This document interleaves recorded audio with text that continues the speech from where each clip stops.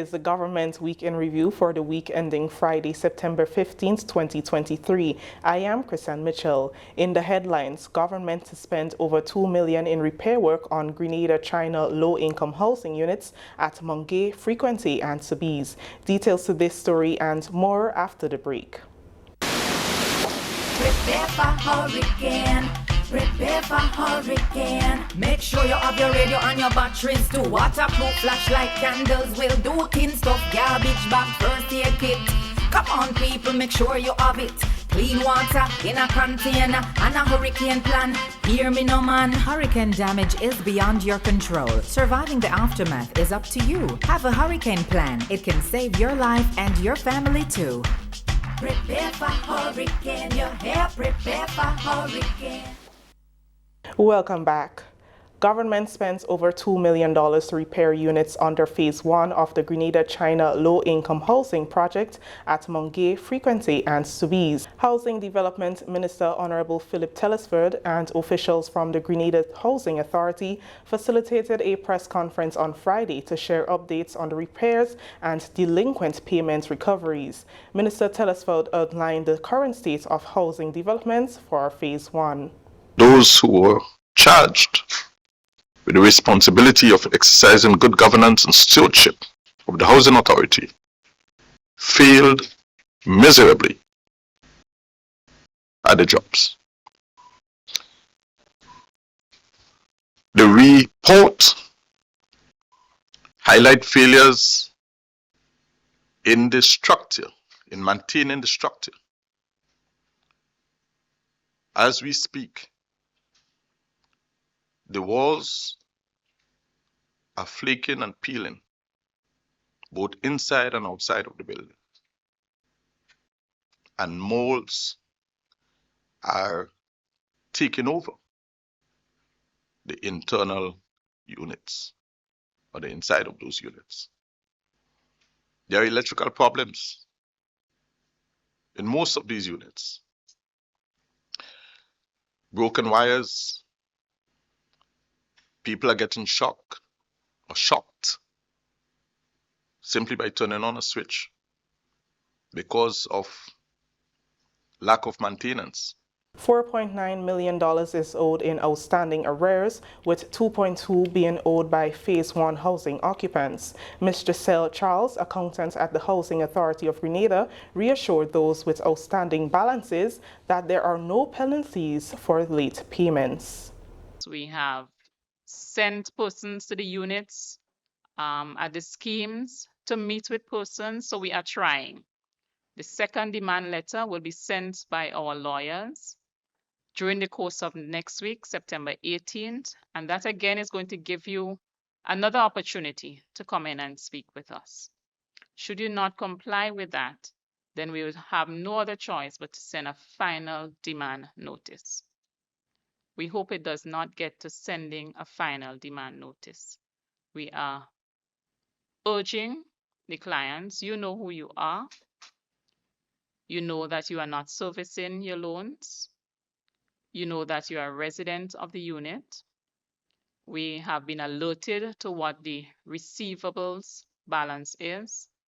We are aware of the work that needs to be done in the unit, but the work cannot be done unless we collect on the amounts that are owing. So again, we urge and we plead with the residents. If you know that you are in arrears, you have outstanding amounts, and we consider arrears to be any amount that is past due. So even if it's 1 month, it's considered an arrears. And I should make it clear that the Housing Authority does not charge late fee or penalties. So the amounts that you are hearing here is just amounts that were due as monthly payments.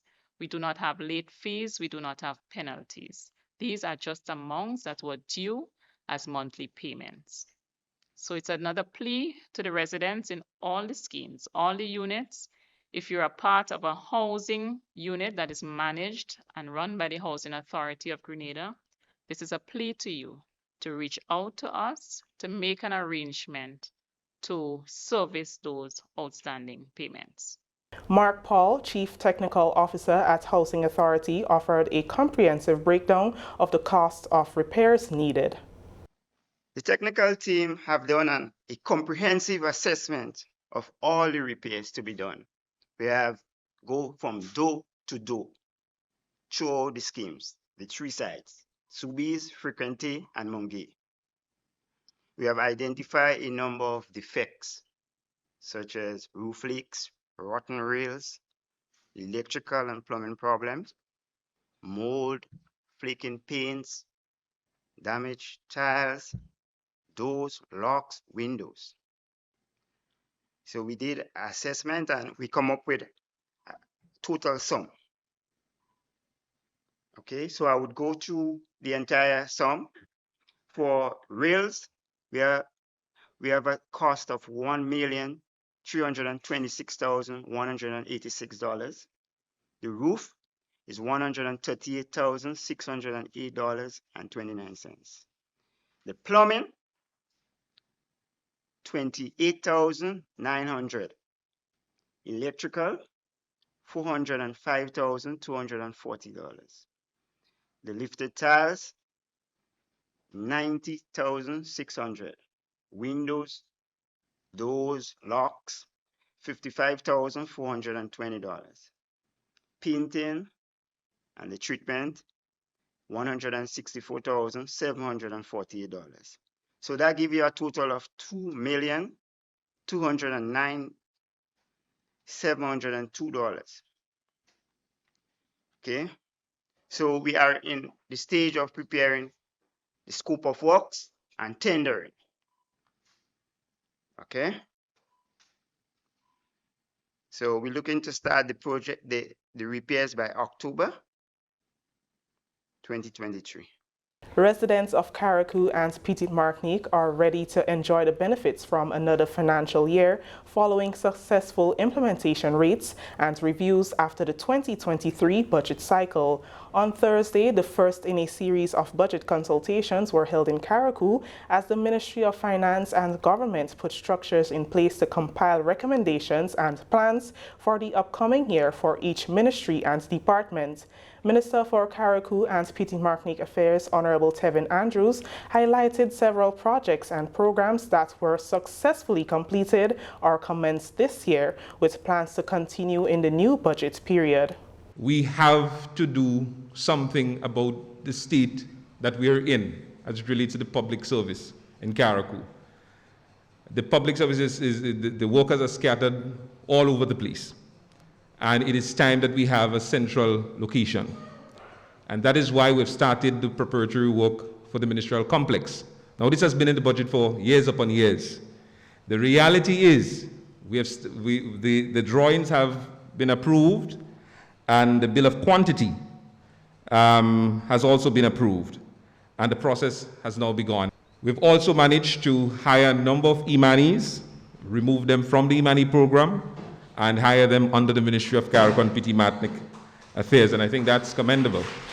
We've also done a number of work in upgrading of fisheries and agriculture infrastructure in Carriacou and Petite Martinique, which include the Belle Nursery building and the Limle Livestock Station building. A lot of work has been done and is being done on those stations. With all the work that is taking place in Carriacou and Petite Martinique, it is the first time that so many contractors were given an opportunity. Varying contractors. It's not just one set of people, but it's a number of different people being contracted to get work done. Some of the recommendations included the need for skills training, reduction in ferry fares, more investment for livestock production and agriculture. We are talking about tourism sector, and the hotel sector is suffering. And the reason I'm saying that is because we have so much CBIs as well as who are now offering their homes, right, to persons from overseas.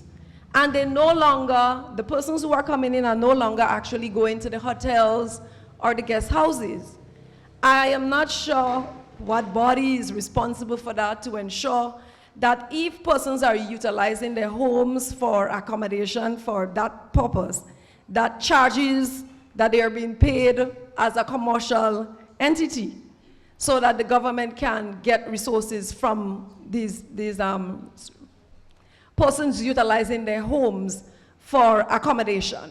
I would suggest if we can give the ferries concession to lower the fuel and to concession on parts, so then they can lower the cost for passengers between Carriacou and Grenada. It's just a suggestion. I don't know if you're going to follow it up. At least the fee will be a bit lower, especially for people who cannot afford it. 90% plus of the chicken we eat is imported. Almost all of the vast consumption of tin stuff, whether it's pork product or chicken products or beef or lamb or mutton, it's imported. But I recall the days, not being so old, when Carriacou was the hub for trade in live animal production, from Carriacou to Grenada and Carriacou to Trinidad. The fact is, I studied in Trinidad, and you always hear them talking about animals coming from up the islands, and Grenada name must be mentioned. So what has happened? Livestock production is not a quick fix, and it is not a political expedience either. It must be carefully planned, sorted out, so that we determine all the foreign exchange that is going to America, we are going to keep it for development in Grenada. I would love to see the creation of some skills training center in Carriacou. This year, I got my son's school pants from Franco Francis. He was apprenticed by his father. The government can't hire everybody. So we need to find a way to give our young men and our young women the skills they need so that they can become part of the workforce. So everybody can be academically inclined. So can we have something skills-wise, barbering, cosmetology, tailoring, seamstress? There is enough to go around in Carriacou. So we need some sort of skills training to alleviate the gap. Grenadians will, during the next 12 days, receive medical assistance from a crew of nurses, doctors, medical technicians, and veterinarians as part of the U.S. Continuing Promise 2023 mission. Fast transport ship USNS Burlington berthed in the St. George's port on Tuesday, September 12th, to collaborate with local medical personnel.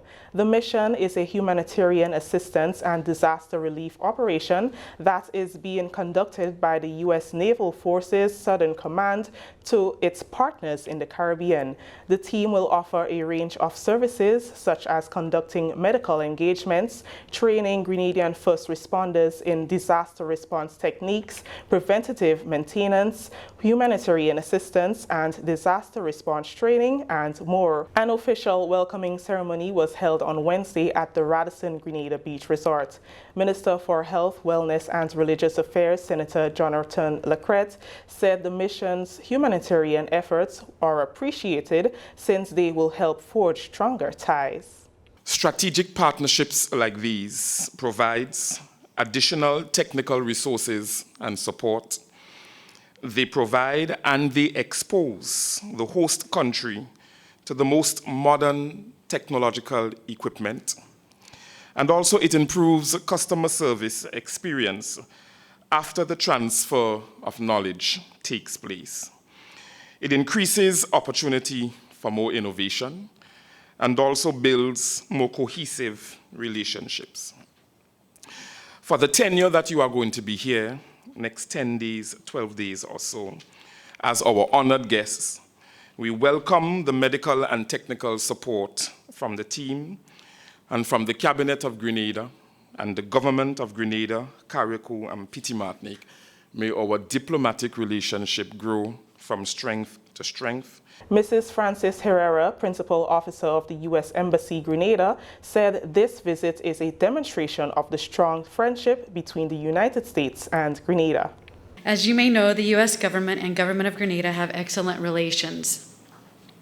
And the partnership that exists between us, the U.S. Southcom, and the Royal Grenadian Police Force is quite strong. To my Grenadian friends in the audience, get ready. In just under 2 weeks, these doctors, nurses, medical technicians, veterinarians, engineers, musicians, and sailors will participate in dozens of activities that will significantly improve the life of the Grenadians. Some of you may receive medical or dental treatments, some may learn life-saving first aid training, and others of you may simply enjoy a concert from the U.S. Navy Band.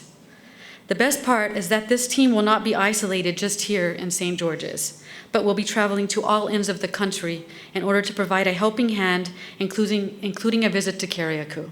The mission began providing services on Wednesday. Mission Commander Charles Chas-Stevens said Grenada is a trusted partner and they are open to learning from Grenadians.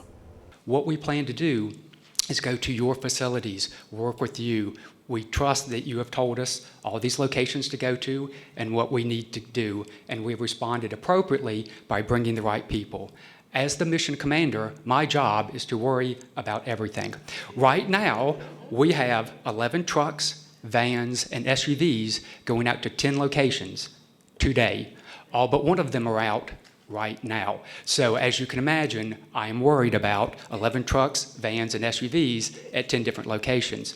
So we trust that we have been told the right locations, and we know we have been. We trust that you are professionals because we know that you are. We trust that in the coming days, as we work together, face to face, side by side, we can show that you can trust us as well. The 2023 mission will depart on September 24th. This is the Government Week in Review. When we return, Karima Lewis reports on a new tool received by the Ministry of Agriculture and Lands, Fisheries and Cooperatives to tackle the sargassum seaweed problem. Your new GRENLEC bill is even easier to read and still has all the valuable information you need to track and manage your usage. Hey Mom, okay, your friendly tech support is here. So you got the new GRENLEC bill? Let's take a look.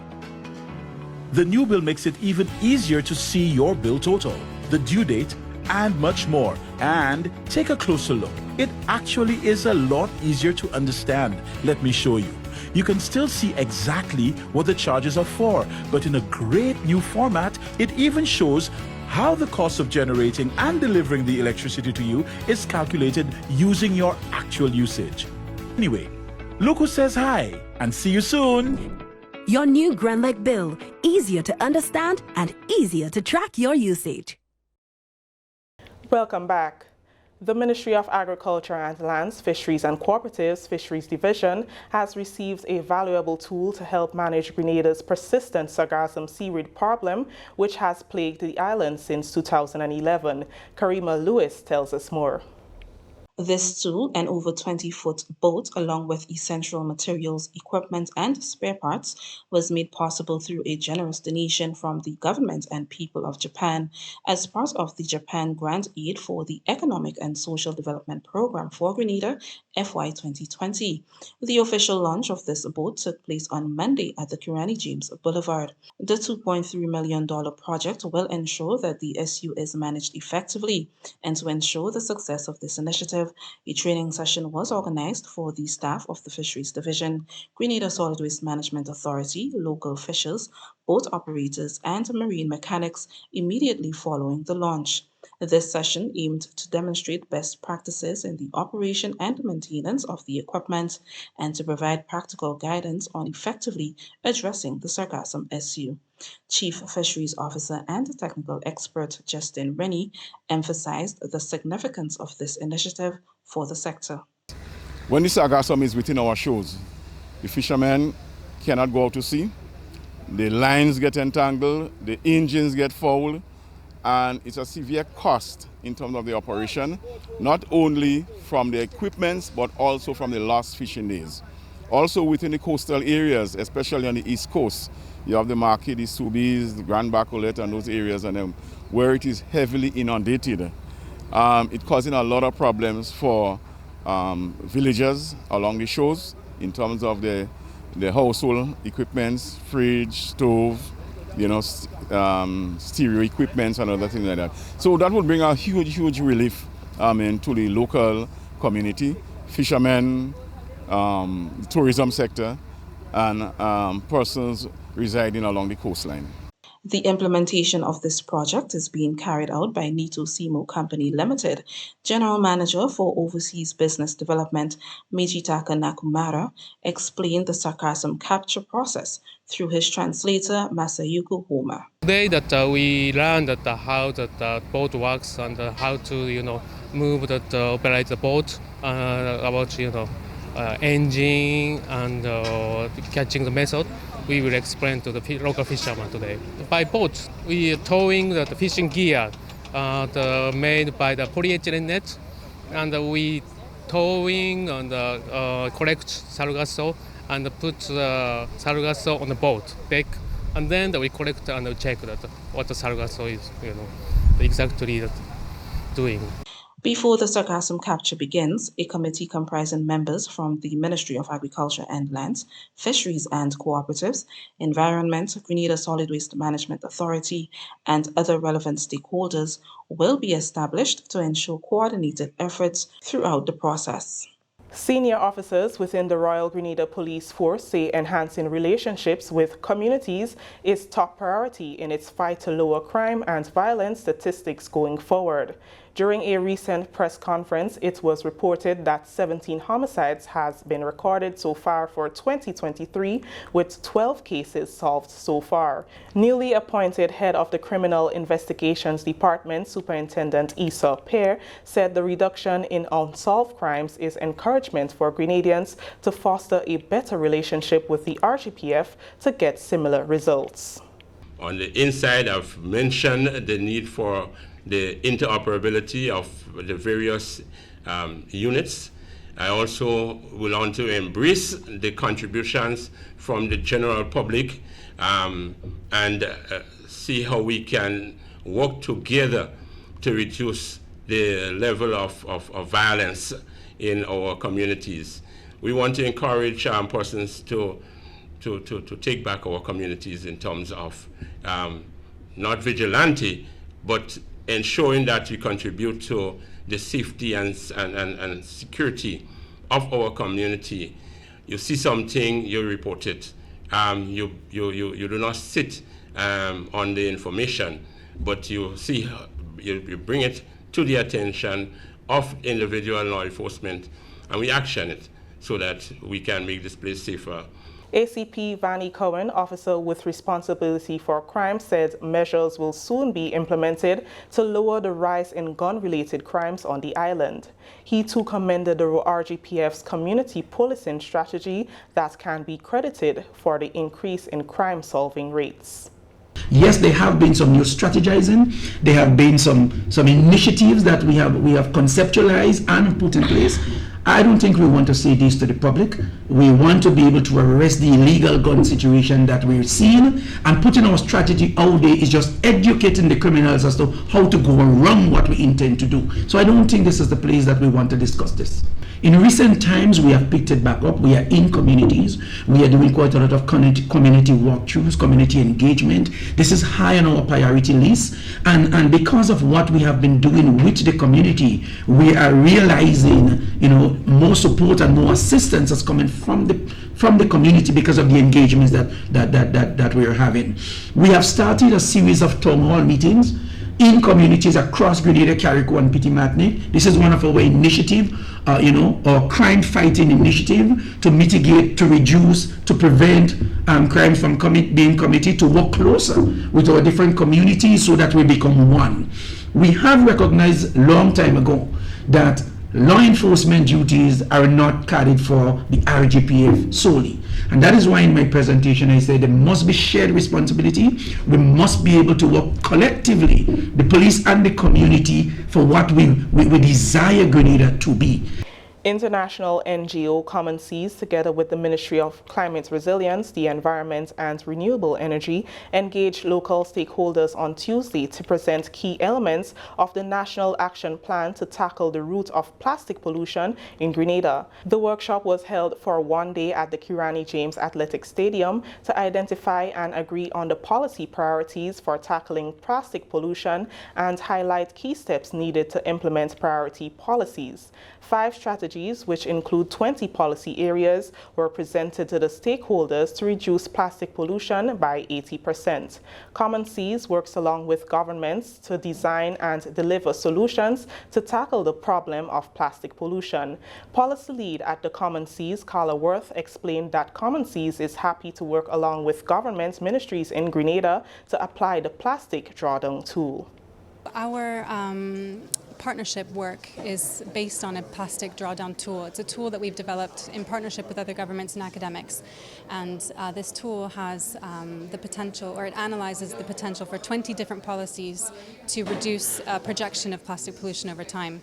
And so what we have done is we've selected, or we've picked out the most impactful policies and grouped them into strategies. So we have identified that 5 strategies have the potential to reduce plastic pollution in Grenada by 80% over the next 10 years.